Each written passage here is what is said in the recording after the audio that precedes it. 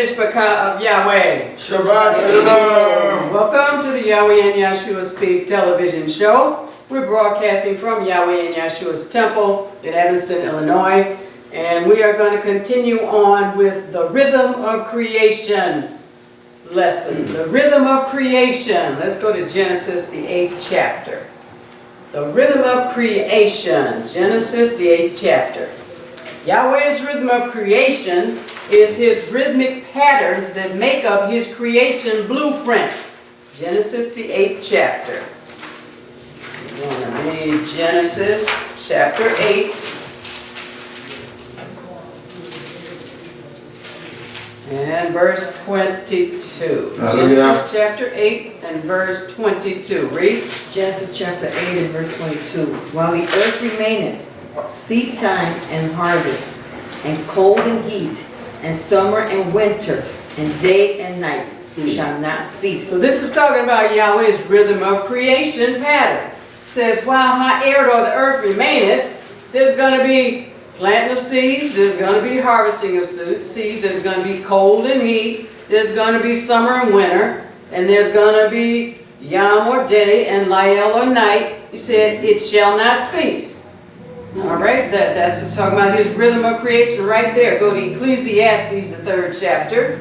Ecclesiastes, the 3rd chapter. Maybe we'll move a little fast tonight. Hallelujah. We want to cover a lot. Praise Him. Ecclesiastes, the 3rd chapter. We want to cover what Yahweh wants us to cover. Yes, hallelujah. Ecclesiastes, 3rd chapter and verse 1. Hallelujah. Ecclesiastes, chapter 3 and verse 1 reads. Ecclesiastes chapter 3 and verse 1. To everything there is a season and a time, to every purpose under the heaven. All right, so it's talking about this rhythm of creation again. It says, to everything there is a season and a time to every purpose under Hashemayim or the heaven. So Yahweh's rhythm of creation time, on which the sacrificial law system was set, commanded the Old Testament Passover lamb to be killed, quote, between the two evenings, unquote. Let's go to Exodus, the 12th chapter.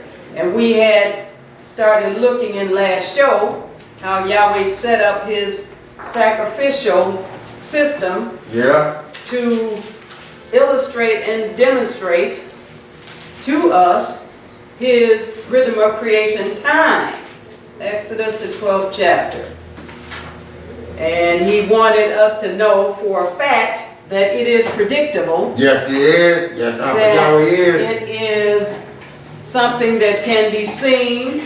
It's something that he set up, and it's occurring over and over and over again the same way. Yes, repeat just cycle. Like we use the example about the sun rising in the east and setting in the west. All right. Just like the spring coming, and then the fall and the winter. Man has actually divided up those seasons into fall. But the summer coming and then the winter. So those rhythms, they just keep going. All right, Exodus, the 12th chapter. So we're looking at the sacrificial law system that he set up to further illustrate his rhythm of creation time. And he said that the Passover lamb was to be killed between the two evenings. Exodus 12, chapter 12, and we want to read verse 6. Exodus chapter 12 and verse 6 reads. Exodus chapter 12 and verse 6. And ye shall keep it up until the 14th day of the same month, and the whole assembly of the congregation of Yisrael shall kill it in the evening. All right, so he's talking about the Passover, and he's talking about the lamb when he instituted the Passover, when our forefathers were down in ancient Mizraim or Egypt, and he said, you shall keep the lamb until the 14th Yom or day of the same month. And this is the first month of Yahweh's year, which is called Abib or Abib. And it says, in the whole assembly of the congregation of Israel, our forefathers shall kill it in the evening. So we looked at Yahweh's rhythm of creation time, which recorded that Yahshua was 3 nights and 3 days in the sepulcher or Yeah, grave. right. So the Let's heirs go can to the know. New Testament to John. Uh-huh. So we were looking last show at Yahweh's rhythm of creation time that recorded Yahshua was 3 nights and 3 days in the sepulcher or I grave. like it is, And this is right. another thing that Yahweh recorded in the scriptures, so we would know exactly what his rhythm of time, creation time is. And his rhythm of creation time, we're going to John the 19th chapter. His rhythm of creation time lets us know when he said to kill that lamb in the evening, it meant in the middle of the 2 evenings. Right. And Yahweh had us look at his watches. Yeah, the yeah. King James Version calls his time, how it's divided into 4 segments of 3 hours each. Uh-huh. In the evening part of the 12 hours, and in what's called the morning part of the 12 hours, Right. making up a 24-hour day. I like it is, right. So the heirs can know. So that rhythm of creation time lets us know that the lamb being killed in the evening meant in the middle of what's called the morning, but the afternoon on the 9th hour, which is 3 o'clock in the afternoon. We looked at that in the last show. Uh-huh. And between 6 in the afternoon. All right, so the 9th hour, killing the lamb in the afternoon meant it was killed between 3 a.m. Again, we don't want to get confused with Roman time. Right. Because Romans say the day starts in the middle of the night at midnight, but it doesn't. I like it is, right. So the heirs can know. Yahweh's days start at 6 p.m. in the evening, and they end at 6 p.m. in the evening. And they always do, no matter where we are at. Now, we're in this funny state that does this flip-flop. Right. To where they, go forward and then come back. Yeah. So sometimes we're actually on the time, as Yahweh set it up, 6 to 6, but then we also have to flip and do 7 to 7 because they flipped it off of the real time. Right. All right, so the afternoon was between 3 a.m. the 9th hour of the morning and 6 p.m. the 1st hour of the evening. John 19 verses 30 to 31 Hallelujah. is going to illustrate this principle because Yahshua was the lamb. Yes. He represented all those Yes, sacrifices. he did. And so we're just looking at Yahweh giving you his blueprint of creation time. All right, John chapter 19. And let's read verses 30 to 31. Hallelujah. John chapter 19 and verse 30. When Yahshua therefore had received the vinegar, he said, "It is finished." And he bowed his head and gave up the spirit. Verse 31. The Hebrews therefore, because it was the preparation that the bodies should not remain upon the cross on the Shabbat day, for that Shabbat day was an high day, besought Pilate that their legs might be broken and that they might be taken away. All right, so here is, praise Yahweh for his word, the account of when Yahshua the Savior gave his life. It's in when he was on the cross and he died. It says, when Yahshua therefore had received the vinegar, he, Amar, said, "It is finished," and he bowed his head and gave up the ruach. In other words, he died. Yeah. We understand that this was 3 o'clock in the afternoon. That right. We looked at those 2 lambs that our forefathers were ordered to sacrifice, one in the morning and one in the evening. We understand from the scripture and from history that was 9 a.m. and then 3 in the afternoon. Yeah, right. So the heirs And so can now know. here's Yahshua dying at 3 in the afternoon, which the King James calls the 9th hour. Okay. All right, so it says he gave up the ruach. The ghost is the same thing, the spirit. He died. And then it says, verse 31, the Yadim, therefore, because it was the preparation that the Gibeah bodies should not remain upon the cross on the Shabbat Yom or day, for that Shabbat Yom or day was a high Yom or day. Yes. In other words, that was the holy day, the first day of the Feast of Unleavened Bread that was getting ready to come. A holy day. So they had to get his body down off the cross before the first day of the Feast of Unleavened Bread. That high holy day. Yahweh, It says a high day, so that's a high holy day. Yes, he said That's why sometimes if it falls and it falls on the weekly Shabbat day, yes. then it overrides the weekly Shabbat day to Yes. where we're able to heat up food and do different Hallelujah. things that we wouldn't normally Yahweh. be able to do on the weekly so Shabbat the day. heirs can know. Said they besought Pilate that their legs might be broken and that they might be taken away. Talking about Yahshua. Let's go to Titus, the 1st chapter, and those two thieves that were crucified. So we can assume from this that it was very late on the day of the Passover, which was the 14th of Ibryi. We're going to Titus, the 1st chapter. When Yahshua was buried between 5 and 6 p.m. We know he died at 3 in the afternoon. Okay. He had to be buried for at least for 3 days and 3 nights. Right, That is right. 72 hours. That's what the scripture says. Right. He must have risen on the 17th of Ibryi, which was 3 nights and 3 days later. Okay. So it was between 5 and 6 p.m. on that day, which was the weekly Shabbat day. So Yahshua was buried on the 14th, right before the Feast of Unleavened Bread, Okay. the first day. He was in the sepulchre 3 days and 3 nights. He came out on the weekly Shabbat day, right before the first day of the week was about to begin, between 5 and 6 p.m. Yeah. All right? So humanity, out of sync with Yahweh's rhythm of creation time, according to BibleAsk.org, claim, and this is what secular people say, Okay. Yahshua tomb, 3 days, 3 nights. Yahshua was, quote, in the heart of the earth, unquote, or in the clutch of the enemy over a period of 3 days and 3 nights. Thursday night, Friday night, Saturday night. Jewish timing. According to Jewish timing, any small part of a day was reckoned as the entire 24-hour period. These scriptures are not Jewish. I know, right?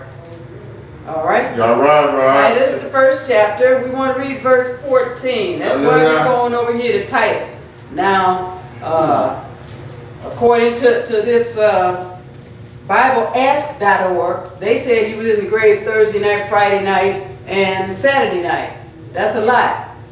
The Passover, the year he died, was kept on a Tuesday night, and then he died right before Wednesday night. So he was in the grave Wednesday night, Thursday night, Friday night. All right? But but the world's saying. Yeah. And then they also told a lie, any part of a day was reckoned as the entire 24-hour period. But they said according to Jewish people. Yeah. According to We are not Jewish. Right. There's nobody in these scriptures, when it's talking about Israel, that's Jewish. Yahweh, so that you know. So in Titus chapter 1, we want to read verse 14. We want to see Hallelujah. what does the Bible say about Jewish. I know. All right. Titus chapter 1 and verse 14. Reads. Titus chapter 1 and verse 14. Not giving heed to Jewish fable and commandments of men that turn from the truth. All right, bless Yahweh for his word. He says now what BibleAsk.org just said is a Jewish fable. He said, don't give heed, don't pay attention, don't believe Jewish fables, stories, things they made up. Right. Not only Jewish, but the rest of the world that are not saying what's said in the Bible. That's right. Don't give heed, don't pay attention, don't believe Jewish fables and commandments of men. Adam. Right. He said why? Because they turn from the truth. From what Yahweh actually wants you to know and what he's actually telling you. Right. Yahweh, so the heirs can know. Isaiah the 1st chapter. So in this verse, the English word Jewish is only in the Bible one time in this verse in Titus. 1 and 14. It is the Greek word found at Blue Letter Bible number 2451. Thayer's Greek lexicon defines Jewish as Judaic For example, resembling a Judean. I know, right? Not a real one, resembling. Yup. It gives a reference to the Greek word at number 2453. Thayer's Greek lexicon defines it as joined to nouns belonging to the Jewish race, without a noun substantively Jewish as respects birth, race, and religion. Okay. It is used of converts from Judaism, Jewish Christians, the Jewish faith, and worship called Judaism. Okay. It's not talking about Yahweh's people in the scriptures at all. So it gave another reference to this Greek word at number 2453. Vine's Expository Dictionary of New Testament Words defines Greek number 2453 for the English word Jewish in Titus 1:14 as adjectively with the literal meaning, quote, Jewish, unquote. Sometimes with the addition of a man in the generic sense. You know, they got some generic drugs out here, right? Which means, there you go. It is literally a Jewish false prophet with the word land or country, signifying Judean country, used by metonymy for the people of the country. We're in Isaiah, the 1st chapter, and we want to read verse 7. Isaiah, Hallelujah. chapter 1, and we want to read verse 7. Praise Him. Now this is talking about the real Jews, The real Hebrews, the real Yadim. Yes. What's happening what's going on with them? I know, All right? right, it's Isaiah chapter 1 and verse 7 reads. Isaiah chapter 1 and verse 7. Your country is desolate. Your cities are burned with fire. Your land, strangers devour it in your presence, and it is desolate as overthrown by strangers. All right, so now the real Israel is saying your country is desolate. It's talking about the land of Israel. Desolate means they're not over there as a nation. Your cities are burned with fire. Your land, strangers devour it in your presence. And it is desolate. As overthrown by strangers. So there's strangers in the land of Israel. The real Israel was removed from the land of Israel by the Romans in 70 AD. Okay. And they have yet to return to the land of Israel. All right, so let's go to Genesis, the 1st chapter. So Yahweh put the first humans He made in the Garden of Eden. Britannica.com, Encyclopedia Britannica Online writes, it says, alternative titles or names for the Garden of Eden. They call it the Garden of God. They call it the Garden of Yahweh, the God of Israel. This is in Encyclopedia Britannica. Okay. Now they spell Yahweh YHWH, but either way, in the definition for the Garden of Eden, they call it the Garden of Yahweh. Yes. It says Garden of Eden, reading Britannica.com, Encyclopedia Britannica Online. Garden of Eden, in the Old Testament book of Genesis, biblical earthly paradise inhabited by the first created man and woman, Adam and Eve, prior to their expulsion for disobeying the commandments of God. It is also called in Genesis the Garden of Yahweh, the God of Israel, and in Ezekiel, the Garden of God. The term Eden probably is derived from the Akkadian word Edenu, borrowed from the Sumerian Eden, meaning plain.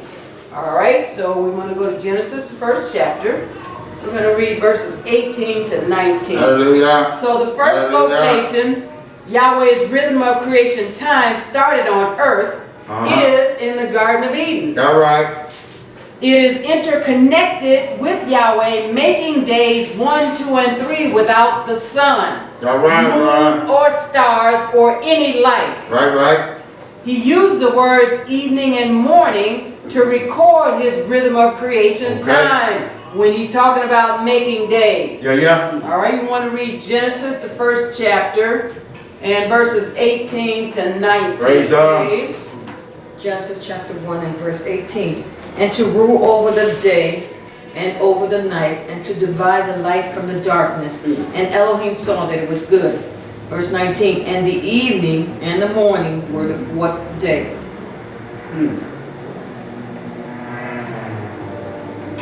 Okay, oh, I'm sorry.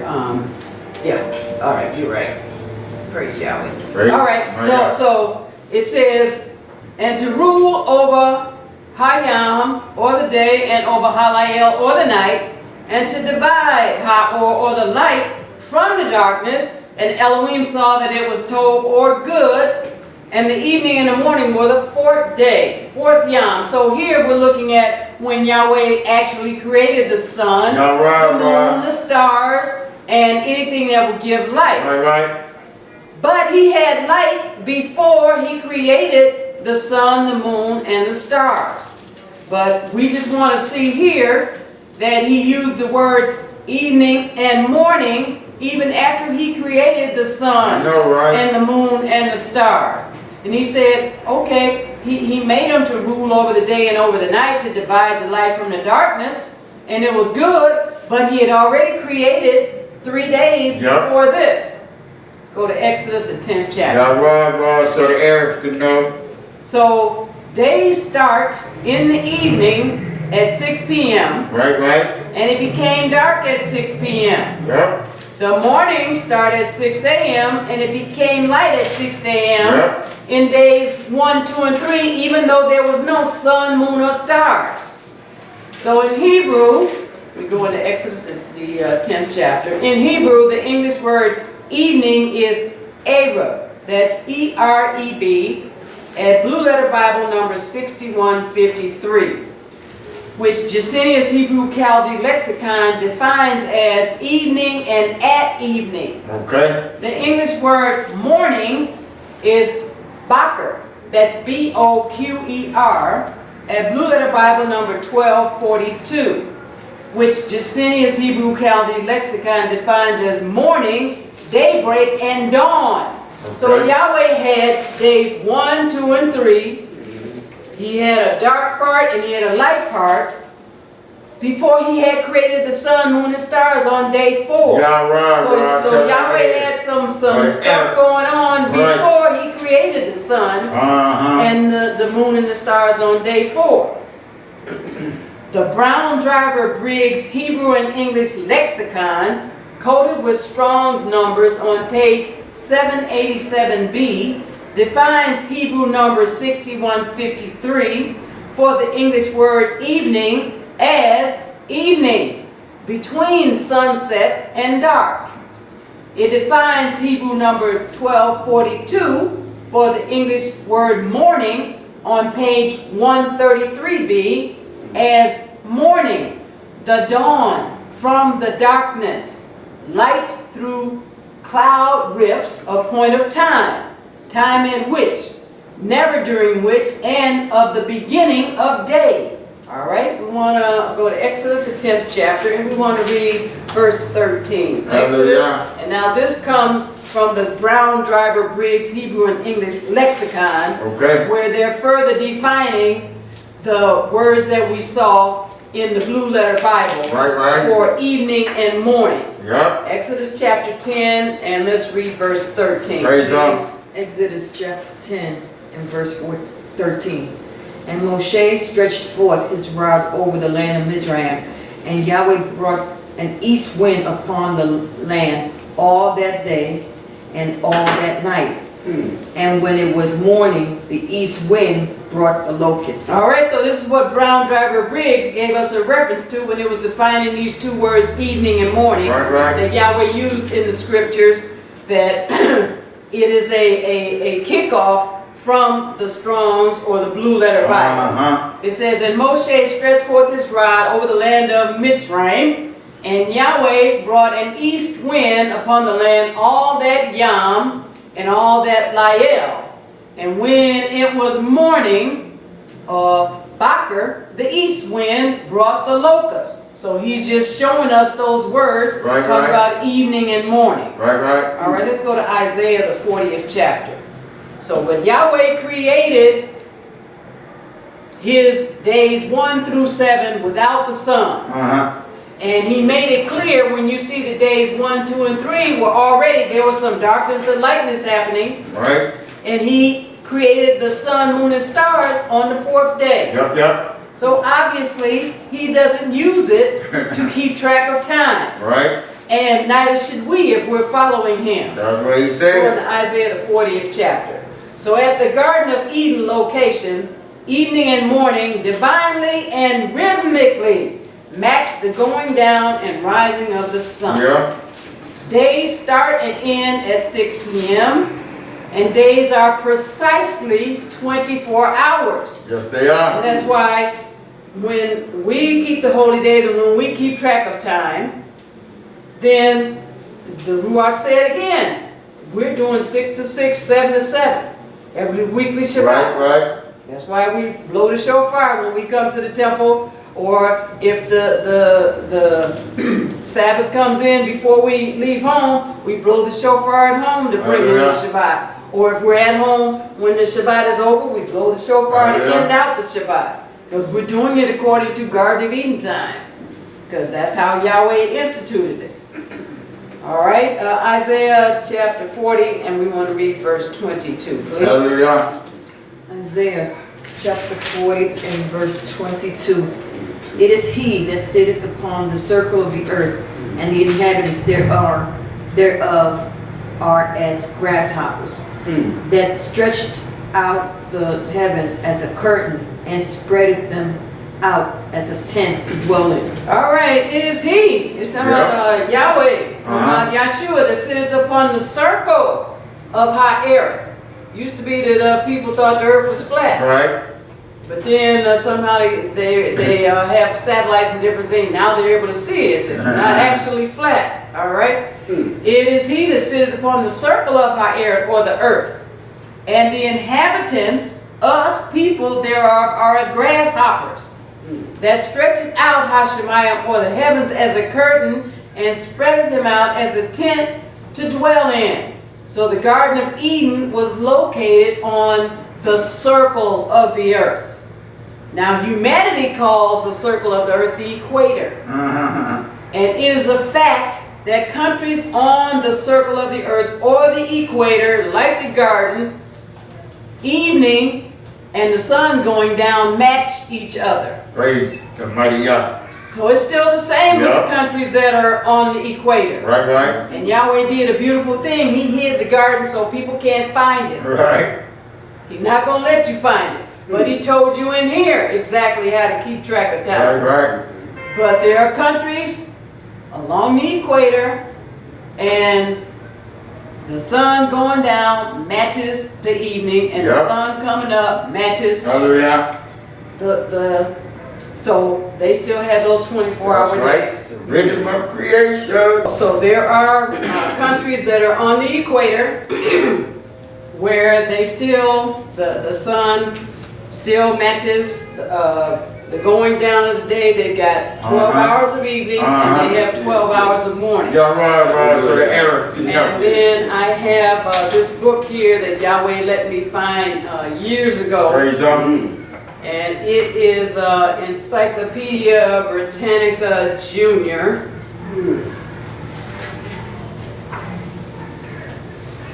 And let's see, it's volume number 5, Encyclopedia Britannica Junior,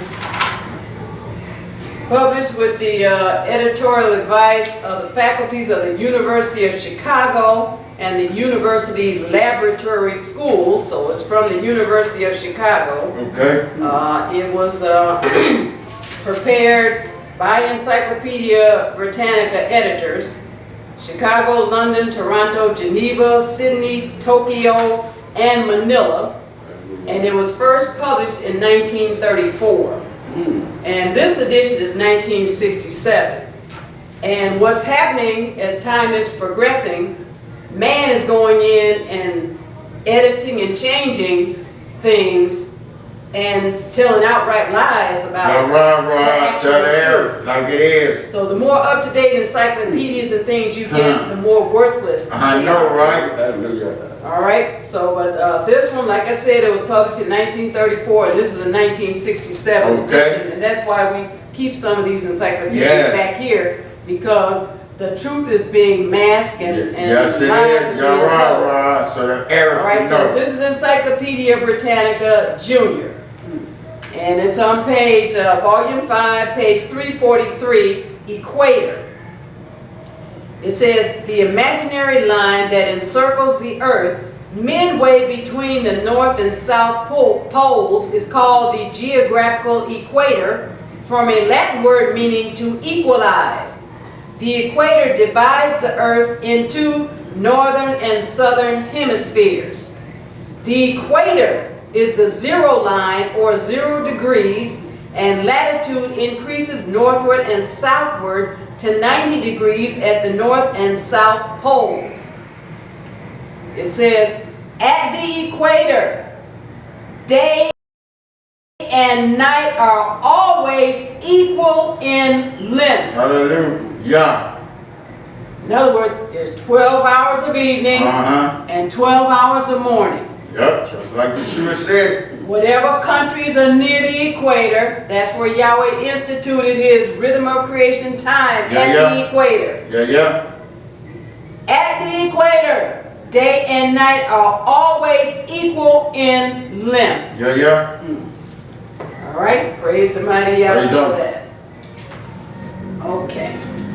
All right, so let's go to Daniel, the 7th chapter. So we are under the Romans, which is the last Caucasian world ruling empire. Like it is, Ross. And they admit that Yahweh's rhythm of creation time is 24 hours a day. They deny it is 6 p.m. to 6 p.m., like the evidence proves, like we just read in Encyclopedia Britannica. And you can find it elsewhere, but as the Ruach said, you have to watch it now, because they're changing this stuff as fast as they can get to put some lies in there. Daniel chapter 7, we want to read verses 23 to 25, please. Daniel chapter 7, verses 23 to 25. And this is letting you know why the older encyclopedias and older books are more reliable. Yes, they are. Because Yahweh told you they're going to start changing stuff. All right, and telling you lies. Go ahead. Daniel chapter 7, verse 23 to 25. Daniel chapter 7 and verse 23. Thus he said, the fourth beast shall be the fourth kingdom upon the earth, which shall be diverse from all kingdoms, and shall devour the whole earth, and shall tread it down and break it in pieces.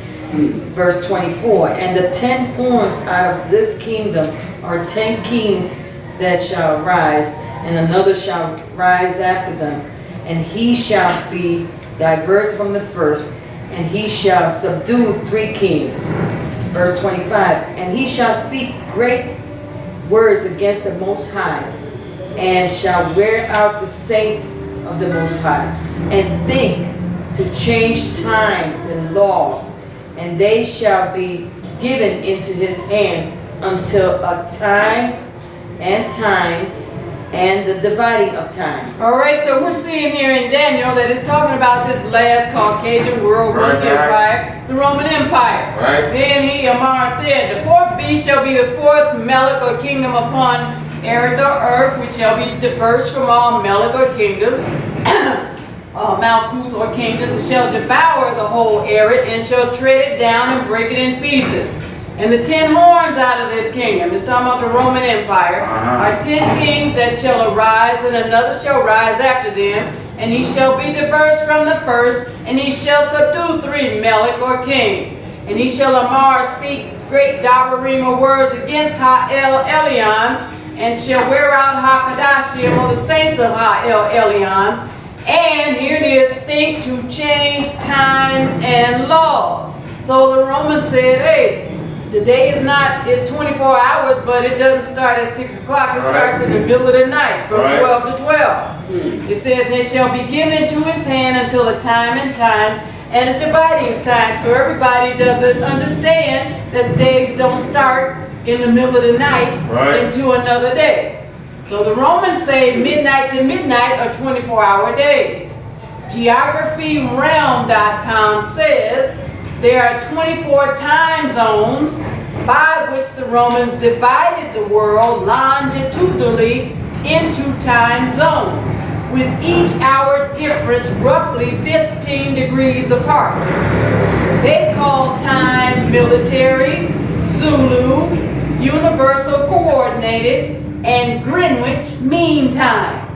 They say midnight to midnight make up their, quote, universal day, Right, quote, right. unquote. So we all know when they talk about universal Right. whatever, you understand, Roman Catholic. Right. Military time is a way to tell time using 24 hours instead of 12. It's based on a 24-hour clock from midnight to midnight. It starts at 000 in the morning and counts up. Now when they say in the morning, they're talking about middle of the night. Y'all right. So Why they call it midnight? I know, right? If it's starting the day. Mid means middle. I mean, go get a dictionary. It starts at 000 in the morning and counts up using 1300 for 1 o'clock, 2300 for 11 p.m. It is also used because they say it avoids the confusion between a.m. morning hours and p.m. evening hours. Well, in their mind. So Zulu time, all right? That's used in the military and in navigation, and it's a term for universal coordinated time. And it used to be Greenwich Mean Time. It's based on the 24-hour clock. Its midnight is based on midnight local time at the 0-degree longitude prime meridian, which is in Greenwich, England. And when I was doing a study, I looked, and then what they've done is in the cobblestone street in Greenwich, England, they put a brass strip right there and said, okay, this is the beginning of where you decide, okay, how big is the earth or what time it is or whatever. So they just arbitrarily said, okay, I know, right? in England, put this strip down here. So this is where everything begins. So Greenwich Mean Time became the center of the world time and the basis for the global system of time zones. This became the start of the universal day. All right, let's go to Genesis, the 1st chapter. Liars. Yeah. So Romans say the meridian line is the distance around the earth, and they say that the longitude lines are up and down the earth, and they meet at the north and south poles. And you see, if you've seen a globe, which they made them real good, but all this does is verify Yahweh's predictability. Yeah. How reliable Yahweh is and what an anchor Yahweh is. So when you look at these globes, you can see all the lines that go up and down the north and south pole, and they got them spaced out, and they got them in 24 time zones. I mean, Yahweh has everything so precise. Yes. All man did was say, okay, well, make England be, instead of the Garden of Eden, be the center where everything is supposed to come from. So let it come from England. That's why you got some people, like in Illinois where we live, then they're on these other times and thinking, oh, this is this time, it's that time. Well, that's supposed to happen. Well, the Shabbat starts at 4:15 on Friday during the winter when it snows. So then it ends at 4:15 on Saturday during the winter when it snows. But no, it doesn't. It didn't change. I know, right? They're going by the Roman time. They're going by I mean, it's beautiful to know how precise Yahweh is, but all man did was decide he's going to make up something different. Right. Again, the Romans have 24-hour days. They just don't admit that the days are 6 to 6. Right. They say they're 12 to 12. Well, why do they make 48-hour days? But because half a lie is not, a whole lie is not as convincing as half a lie is.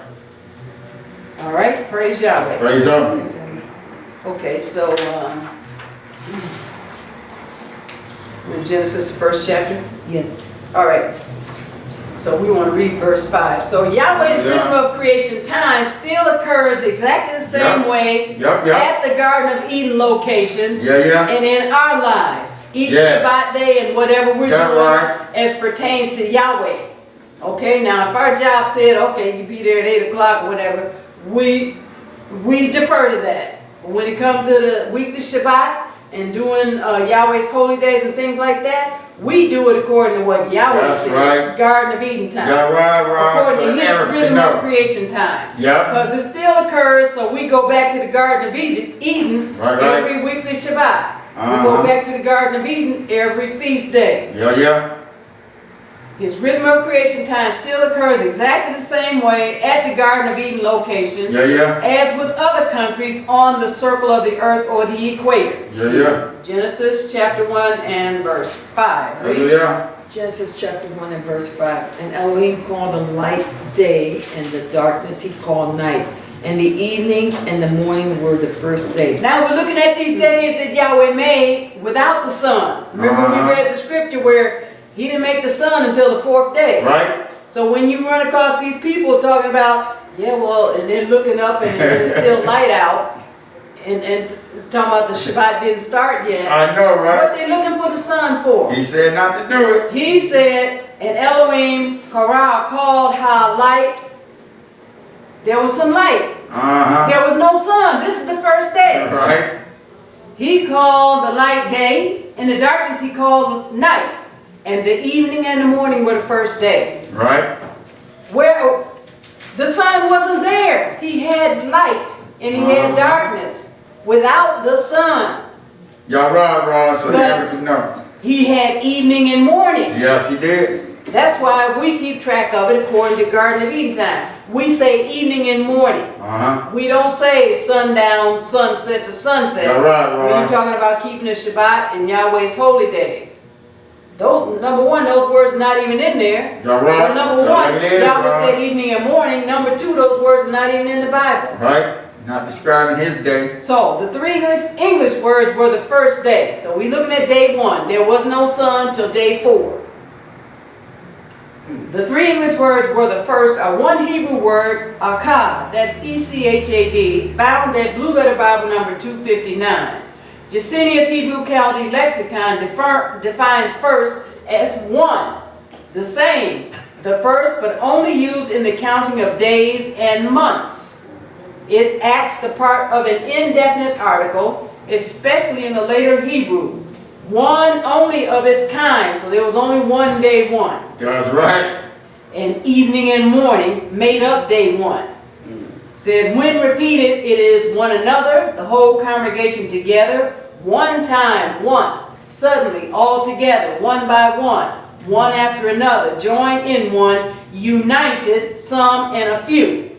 So in Hebrew, it is Yom Akkad. That's the first day. That's right. Let's get down to verse 8. And there was no sun, but Yahweh had some light and he had some dark. Without the sun. That's why you don't need the sun to know when the Shabbat starts. If you lived in the North or South Pole, or you live in Denmark or some of those other countries where their days are really very varied as far as the sun and what the sun is doing, then you'll be messed up. But you stick with Yahweh no matter where you live. Then you won't have to be concerned about the sun. All right, Genesis chapter 1 and verse 8. Genesis chapter 1 and verse 8. And Elohim called the firmament heaven, and the evening and the morning were the second day. All right, so now here he's done another day. Day 1, no sun. Now here he goes, day 2. And Elohim called the firmament heaven, and the evening and the morning were the second day. Now he got another day. He didn't create the sun until day 4. He's doing something different. You don't ever have to look at the sun to determine when the Shabbat starts or ends. So the three English words were the second, are one Hebrew word, Shenei. That's S-H-E-N-Y-I. Found at Blue Letter Bible number 8145. It is from the primitive Hebrew root word Shana. That's S-H-A-N-A-H. Found at Blue Letter Bible number 8138. Jacinius Hebrew Chaldee Lexicon defines were the second as a second time again. The second chambers on the second story building to repeat, to do the second time. So he did the same thing he did with the first day. Right. Evening and morning, first day, evening and morning, second day. Right. Diverse from anything, to be changed, to transfer to another place, to deform, to be changed in a good sense. So Yom, Shani, Shana is the second day. Let's skip down to verse 13. Genesis chapter 1 and verse 13. Genesis chapter 1 and verse 13. And the evening and the morning were the third day. All right, so here's Yahweh. He still hadn't created the sun and the moon, stars. No light, but he's got some light from somewhere. Right. And he's got some darkness. It says, and the evening and the morning were the third Yom, the third day. So it's clear he's got a pattern going here. He didn't mention anything about looking at the sun when it comes to dealing with days. So the three English words were the third are one Hebrew word, shalishi. That's Sheliy, found at Blue Letter Bible number 7992. It is from the primitive Hebrew root word shalosh. That's Shalowsh, or shalash. That's Shalosh, or Shelomah. That's Shelowshah, or Shelomah, Shelomah, found at Blue Letter Bible number 7969.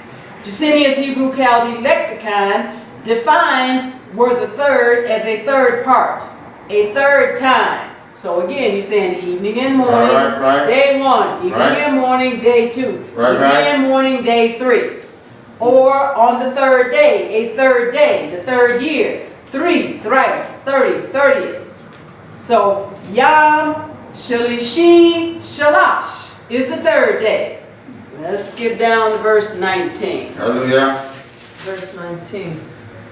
And the evening and the morning were the fourth day. All right, now, we read the scripture earlier where he created the sun and the moon. All right. But he still said, he didn't say, okay, now watch, see what the sun is. No, he still said the evening and the morning were the fourth day. You don't need the sun to know when the Shabbat starts or ends. So the English words were the fourth, one Hebrew word, Ibryi. That's Rebiyyi, or Rebi'i, Rebiyyi, found at Blue Letter Bible number 7243. It's from the primitive Hebrew root word Rabbah, that's Raba, found at Blue Letter Bible number 7251. Jacinius Hebrew Chaldee Lexicon defines were the fourth as fourth, children of the fourth, the children of great-grandchildren, a fourth part and 4 square. So Yom Rebi'i Rabbah is the fourth day. Let's get down to verse 23. Praise God. Verse 23. And the evening and the morning were the fifth day. Here's Yahweh again. After he created the sun on the fourth day, he's still not saying look at the sun to tell his time. Why? Because every day is 6 to 6. Is that right? You don't have to think about the sun. And the evening and the morning were the fifth day. The three English words were the fifth, one Hebrew word, Kamishi. That's Chamiyshhiy, or Kamishishi. That's Chamishshiy. Found at Blue Letter Bible number 2549. It's from the primitive Hebrew root word Kamash. That's Chamesh, or Kamishah. Chamishshah, found at Blue Letter Bible number 2568. Jacinius Hebrew Chaldee Lexicon defines were the fifth as fifth, a fifth part. The numeral 5, which pagans, especially the Egyptians, used as a sacred and round number. But we never did. And Yahweh does it. So Yom Kamishi Kamesh is the fifth day. Skip down to verse 31. Hallelujah. Verse 31, and Elohim saw everything that he had made, and behold, it was very good. And the evening and the morning were the sixth day. All right, so Yahweh saw everything that he had made, and it was very good. He didn't use the sun to make any day. Right. It says the evening and the morning were the sixth day. So the three English words were the sixth, are one Hebrew number, shishi. That's S-H-I-S-S-H-I-Y. Found at Blue Letter Bible number 8345. It is from the primitive Hebrew number shesh. That's S-H-E-Sh or sheshay. S-H-I-S-H-S-H-A-H. A primitive root number found at Blue Letter Bible number 8337. Jacinius Hebrew Chaldee Lexicon defines were the sixth as denoting the sixth part. It means six, which is a number extended widely between the Phoenicio-Shemitic languages. So Yom, Shishi, Shesh, Sheshah is the sixth day. Let's go to Genesis, the 2nd chapter. And we want to read verse 2. So now, some people will try to get super smart. I know, right? Because they say, well, you know, if you say the 7th day to evening, it's a come on now. Yahweh gave you 6 examples. I know, right? It's like, catch up. I know, right? Wake up and catch up. Genesis chapter 2 and verse 2 reads. Genesis chapter 2 and verse 2. And on the seventh day Elohim ended his work which he had made, and he rested on the seventh day from all his work which he had made. All right, praise the mighty Yah for his Praise word. up. And on the 7th day of Yom, Elohim ended his work which he had made, and he rested. That's why he has us rest. He set the Shabbat for man. He didn't need to rest, but him and the man and the woman, once he made them in Genesis 2nd chapter, that was the first thing they did together. Right. Was keep the weekly Shabbat from 6 to 6 in the Garden of Eden. Hallelujah. Just like we do it now. Yes. It says, on the 7th day he rested from all his work which he had made. So the 4 English words that on the 7th are one Hebrew number, Shebi'i. That's S-H-E-B-I-Y-I-Y. Or Shebi'i, S-H-E-B-I-I-Y. Found at Blue Letter Bible number 7637. It's from the Hebrew number, Shabim. S-H-I-B-I-Y-M. Found at Blue Letter Bible number 7657. Jacinius Hebrew Chaldee Lexicon defines and on the 7th as 7th. So Yom, Shabi'i, Shabim is the 7th day. So Yahweh commanded Israel to sync with his rhythm of creation time every 7th day at the weekly Shabbat assembly. Let's read verse 3. Genesis chapter 2 and verse 3. That's a commandment and in the first two chapters of the Bible. Genesis chapter 2 and verse 3. And Elohim blessed the 7th day and sanctified it, because that in it he had rested from all his work which Elohim created and made. All right, and Elohim Barak, or blessed the 7th Yom, and sanctified it, set it apart, made it special. He said, my people, this day is special to you. Every 7th day is special. Yes, it is. Because, he's telling you why. That in it, he had rested from all his work, which Elohim Barak created and made. So the 6 English words that in it he had rested, that's why he blessed it and set it apart, are one primitive Hebrew root word, Shabbat. That's S-H-A-B-A-T-H. We say Shabbat Shalom, don't we? It's found at Blue Letter Bible number 7673. But there's a lot of people saying it, don't even know what they're talking about, and not doing it. We are not of those people. Hallelujah. Jacinius Hebrew Chaldee Lexicon defines that in it he had rested as to keep. To keep as a day of rest. Hallelujah. That's what Shabbat means. To sit down.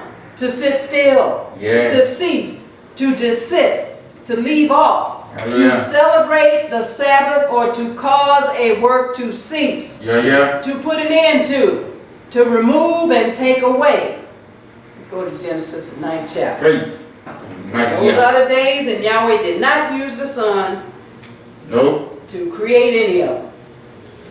So Yahweh gave each, we're going to Genesis the 9th chapter, Yahweh gave each part of his creation its own distinct rhythm.